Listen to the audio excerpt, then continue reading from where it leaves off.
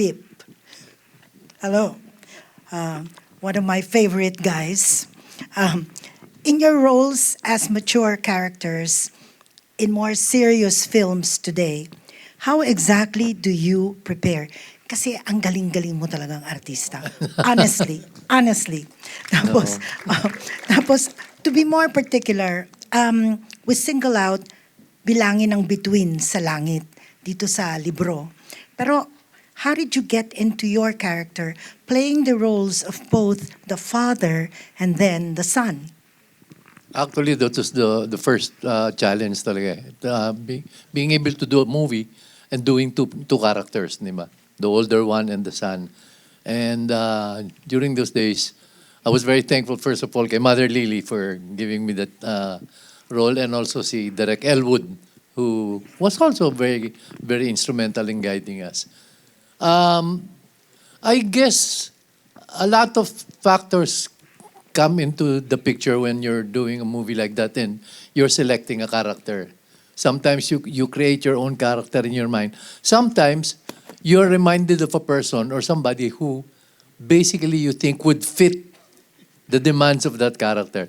Sa Bilangin ang Bituin sa Langit, yung father role, I chose an uncle of mine because the way they made me up, the way they combed my hair, the way they put a mustache on me, it reminded me very much of the look of my uncle.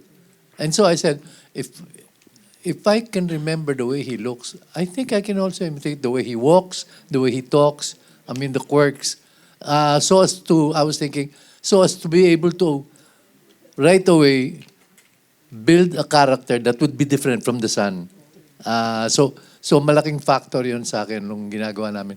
Plus, there were things beyond our control na, Bilangin took 2 years eh. 2 years namin ginawa ang Bilangin. Yeah, because of, 3 years ba? Yeah. Isipin mo, alam ko. Sila. The factors beyond our control.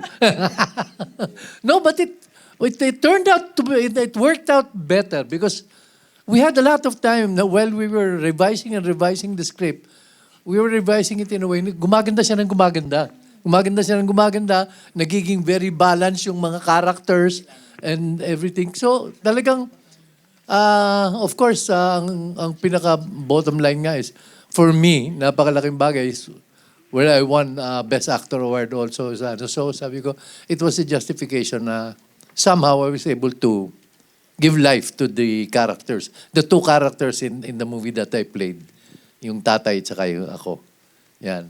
Ayan, alam ni Charo yun. If I may add, talagang nagbilang kami ng bituin sa langit. Ayun. Ayun na. And, ayun. Alam, isipin mo, direct, ano ka noon?